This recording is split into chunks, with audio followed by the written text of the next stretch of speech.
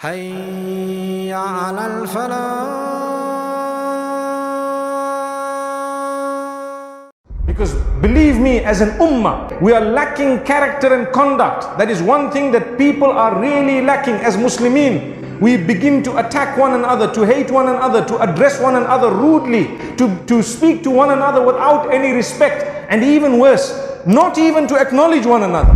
Today I look at you, I see a warmth in the eyes. Wallahi, let me tell you something. When you look at a person physically, there is no substitute for that. Not at all. Never ever. Physically, it's a gift of Allah. This is why the hadith has said, let that moment be a moment where you touch the life of the person that you've been blessed with, or you've been afforded the opportunity to actually interact with, to actually physically see them, touch them quickly by saying what? Assalamu alaikum wa rahmatullah, with a smile. That's an act of worship. So I greet you, it's an act of worship. I smile at you, looking in your eyes. Wallahi, the warmth, I feel it. Wallahi. And you will definitely feel it. You can feel the genuineness. There is a connection that will never be substituted. Physical greeting is something else. It is something amazing. It is a gift of Allah. There is spirituality in all of us. We feel that link, human beings, we are together. Look at the person, greet them. That's how you touch them primarily as a Muslim. And guess what Allah says? If I looked at you and I greeted you, Assalamu alaikum wa rahmatullah, and I just looked at you, you would have to say wa alaykum assalam wa rahmatullah as a bare minimum. May peace be upon you as well and the mercy of Allah. And you may want to add wa barakatuhu and his blessings. You may want to add that because Allah says in the Quran, وَإِذَا حُيِّيتُم بِتَحِيَّةٍ فَحَيُّوا بِأَحْسَنَ مِنْهَا أَوْ رُدُّوهَا إِنَّ اللَّهَ كَانَ عَلَى كُلِّ شَيْءٍ حَسِيبًا. Amazing end of the verse. At the beginning Allah says, when you are greeted with a greeting, respond it with something better, or at least its equivalent. Look at how Allah says, respond with something better. That's to start with. فَحَيُّوا بِأَحْسَنَ مِنْهَا. So greet back better than it. Why? Because someone touched your life. Go out and touch theirs in an even better way. Amazing. I may never get a chance to greet you again. I may never get a chance to see you again. But at least when I saw you once, I greeted you. And guess what? You greeted me back in an even better way. Someone does good to you, do good back to them in an even better way. Brilliant. And do not wait for someone to do good to you, but do good to people whom you interact with and others whom you can do good to as best as you can. I tell you why. Your life in this world is quite limited. You need to pack away as many good deeds as possible in order to be able to get to the other side one day and see a large number of good deeds. Through what? Worshipping Allah alone, we agree. Through the blessed teachings of Muhammad sallallahu alaihi wasallam.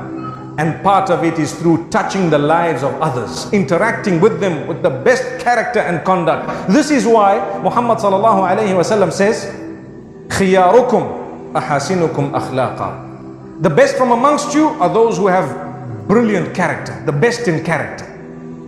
Amazing. Sometimes we only want to interact with a small circle, but Allah has let people walk past you every day. You work in a certain environment, you study in a certain environment. How do you interact with people? Someone was asking me a question saying, how do I interact with the opposite sex? That is not related to me.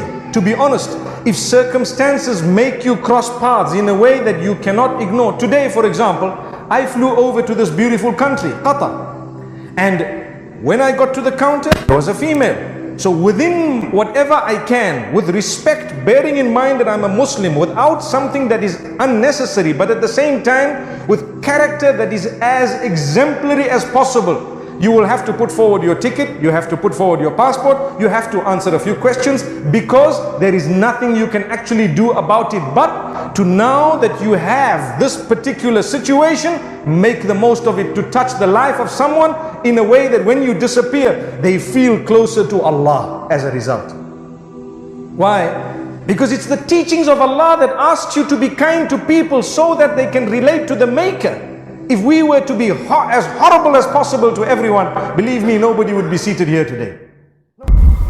So Allah subhanahu wa ta'ala makes it quite clear that in this world you will get a lot, but you may not get what you want, because this world is not all about getting what you want. For that we have kept a certain place known as Jannah, paradise. We always say paradise would lose its value if you had to have everything you wished for in this world. Because then you would get to the hereafter and say, well, I already had a life where I got everything I wished for. What's the point of having this life? Therefore, part of the plan of Allah is none of us, no exception to this, will ever get every single thing we just wish for.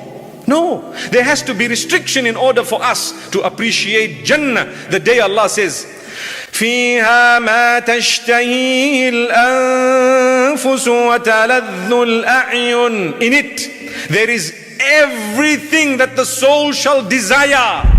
Everything the soul desires, you will achieve, you will have, it will be yours, you will get it, on condition that you desire that while you are in paradise. From now, these minds of ours may not even know what is there. The hadith says, فِيهَا مَا لَا عَيْنٌ رَأَتْ وَلَا أُذُنٌ سَمِعَتْ وَلَا خَطَرَ عَلَى قَلْبِ بَشَرٍ. In Jannah, there are things that no eye has ever seen. So if you've seen something, trust me, it's not there. You know, every time the women get excited, I'm happy, her husband's not going to be there. We don't mean that. He will be there, but with an absolutely perfect character, perfect mind, perfect body, according to your taste. Now do you want him? Some women will still say no. That's how much we've harassed them, my beloved brothers. And I think vice versa as well. May Allah subhanahu wa ta'ala save us. Oh, the men are saying Ameen. Allahu Akbar. Allahu Akbar. But the ultimate goal is such that, my brothers and sisters, when you arrive there, you won't regret having worked hard for it. But when you see others going in and you are not from among them, there will be regret. May Allah forgive us. May Allah take us to Jannah through His mercy, because our deeds, sometimes we know and we feel that the sincerity levels or the manner in which we've done our deeds or the amount of deeds, if it's not for the mercy of Allah, we're still not going to go to Jannah.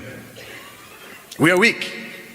So the Prophet ﷺ says, in Jannah is that which no eye has ever seen, no ears have ever heard of, or no ears have ever heard. So if you've heard something or heard of something, trust me, what is in paradise is something far better. And in it is that which it has not crossed the mind. It has not even crossed the heart of a human. So if in your imagination, something has crossed your imagination, your mind, your heart, trust me, in Jannah is better than that. You have no clue what is being prepared, or has been prepared in fact, there.